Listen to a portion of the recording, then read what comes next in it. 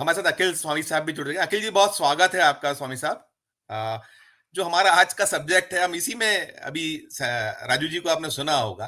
क्या मोदी जी साइकोलॉजिकल जो वॉर है उसे जीतने में सफल से दिख रहे हैं? ऐसा लगता है आपकी उन्होंने जो विपक्ष है ऐसे चारों खाने चित कर दिया है अखिल सर? नहीं नहीं, पता नहीं आपने ये संजीव जी कैसे टिप्पणी की। मुझे तो ऐसा लग रहा है मोदी जी साइकोलॉजिकल वॉर में हार रहे हैं, बुरी तरह से पिछड़ रहे हैं, इसीलिए इस प्रकार की हारी हुई बाजी खेल रहे हैं। देखिए, नीतीश कुमार को साथ लेके बिहार का पूरा उन्होंने अपना हिसाब किताब गड़बड़ा दिया है। और ये सबको पता है कि आज की तारीख में बिहार के अंदर जिस प्रकार से तेजस्वी यादव को उन्होंने आगे बढ़ा दिया है। देखिए, आसाम के अंदर जहां पे बीजेपी का 80% सीटें मिली थी पार्लियामेंट की, राहुल गांधी ने पूरे समीकरण बदल दिए। उड़ीसा के अंदर जहां लड़ाई बीजू जनता दल की और बीजेपी की थी, वहां लड़ाई बीजू जनता दल और कांग्रेस की हो गई है। बीजेडी और बीजेपी के लोग छोड़ के कांग्रेस ज्वाइन कर रहे हैं। जिस प्रकार से बंटाधार आपने किया था तेलंगाना में चंद्रशेखर राव का, उसी प्रकार से बंटाधार आप हर क्षेत्र में उन दलों का कर रहे हैं जो आपका साथ देने के लिए तैयार हैं, उनको एक्सपोज कर रहे हैं। एक चीज छिपा गए, बहुत सारे लोग छिपा गए। महाराष्ट्र के अंदर जो परिवर्तन हुआ है, जो बहुजन समाज अघाड़ी प्रकाश अंबेडकर ने इंडिया अलायंस ज्वाइन कर लिया है, 8% वोट है उनके पास जी। लेफ्ट पार्टीज ने इंडिया गठबंधन का साथ देने का फैसला किया है। 4-5% वोट है, 12-13% महाराष्ट्र में पूरे समीकरण को बदल देता है। अच्छा, अब इसका इनके पास जवाब क्या है? ये अफवाहें उड़ा रहे हैं। अब ये जा रहा है, वो जा रहा है, ये आ रहा है, वो जा रहा है। नितिन गडकरी की खबर नहीं बता रही है। ये नहीं बता रहे कि महाराष्ट्र के अंदर एक बीजेपी का विधायक एक शिवसेना के विधायक के एक कार्यकर्ता को गोली मार देता है, वो नहीं बता रहे हैं। तो जिस प्रकार से अच्छा, नितिन गडकरी जो स्टेटमेंट दे रहे हैं कि जो काम करते हैं उन पे ध्यान नहीं दिया जाता, जो काम नहीं करते उनको तवज्जो दी जाती है, उसको रीड करने का प्रयास नहीं कर रहा है। वास्तविकता में मैसेज जो जा रहा है, इतनी बदहवासी है बीजेपी के अंदर, बीजेपी के अंदर इतना ज्यादा अफवाह तो है। और हम लोग जो कई लोग ऐसे हैं जो गुमराह हो रहे हैं, ये सो कभी जयंत चौधरी के बारे में खबर उड़ा रहे हैं। देखिए संजीव जी, कभी आपने दूध फाड़ा होगा जी। जब दूध में नींबू डालते हैं या कुछ खमीर डालते हैं ना, तो दूध जब फटता है तो पनीर अलग होता है और उसका पानी अलग हो जाता है। जी। ये समय है इस समय दूध फाड़ने का, जिसको देश के साथ अच्छा, असली मुद्दा ये इस समय देश में ये लोग जो भी कर रहे हैं, नीतीश कुमार ने जो किया, राहुल गांधी और तेजस्वी को मजबूत कर दिया।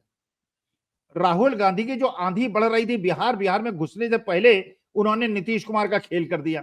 नीतीश कुमार अलग थलग पड़ गए, चिराग पासवान अलग अपना, मांझी अलग अपना अलाप रहे हैं राग, और नीतीश कुमार का वोट बैंक पूरी तरह से खत्म हो गया है। या तो वो चला गया है तेजस्वी के पास 80% और 20% चला गया बीजेपी के पास।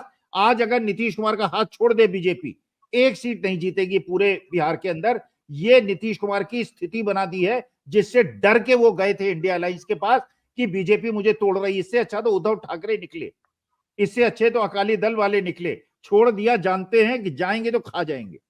तो मुझे ऐसा लगता है साइकोलॉजिकल वॉर को मोदी जी हार रहे हैं।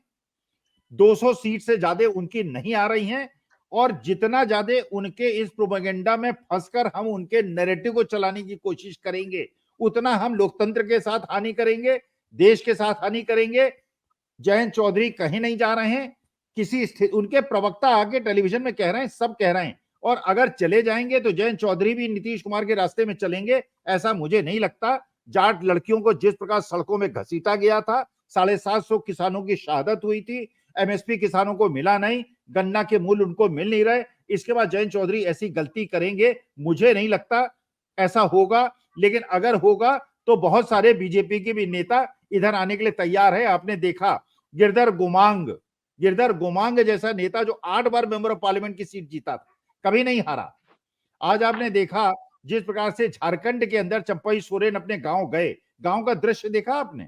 जी। वहां पे गोबर लीप के लोगों ने अपने गांव को साफ किया है। ऐसा जीवन है उस आदमी का, साधारण जीवन, उसका घर आपको देख के लगेगा ये मुख्यमंत्री, ऐसा मुख्यमंत्री। आपने आदिवासियों की भावना, साउथ वाले कर्नाटका के लोग सारे बैठे हुए जंतर मंतर पे, हमारा एलोकेशन दो, पिनियारी विजयन, केरला, आंध्र प्रदेश, तेलंगाना, तमिलनाडु, सब ये कह रहे हैं कि ये जो गुजरात वाले हैं ये हमारे साथ अन्याय कर रहे हैं, हमारा पैसा नहीं दे रहे हैं। तो आपने साउथ का दरवाजा बंद कर लिया, यहाँ पे आप जो हैं, तो अब ये देखना है दूध फटेगा तो पनीर कितना बचेगा और पानी कितना बचेगा। लेकिन मुझे ऐसा लगता है एनडीए से भी बहुत सारे ऐसे लोग जो इस समय देश के हालात से चिंतित हैं वो इंडिया अलायंस की तरफ आएंगे। हम लोग तो केवल वेट ये कर रहे हैं कौन इधर रहेंगे और कौन उधर रहेंगे।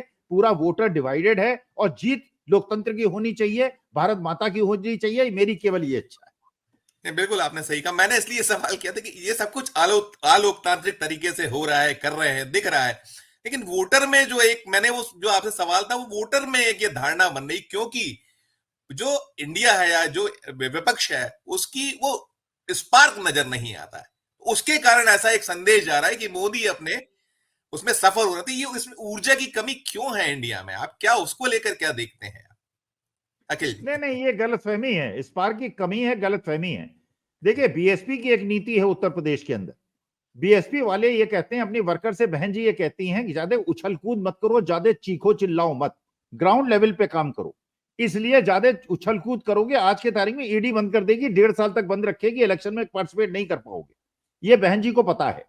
आज के तारीख में जो भी काम हो रहा है वो ग्राउंड लेवल पे हो रहा है, कास्ट मैथमेटिक्स पे हो रहा है, बूथ लेवल वर्कर्स के आधार पे हो रहा है, जातीय समीकरणों को बिठाने पे हो रहा है। अखिलेश यादव का सीट एलोकेशन आप देखिए, पहले सारे सीटें मिलती थी यादवों को और मुसलमानों को, इस बार कितनी सीटें उन्होंने शाक्यों को दी हैं, कितनी सीटें उन्होंने पासियों को दी हैं, कितनी सीटें उन्होंने कुर्मियों को दी हैं।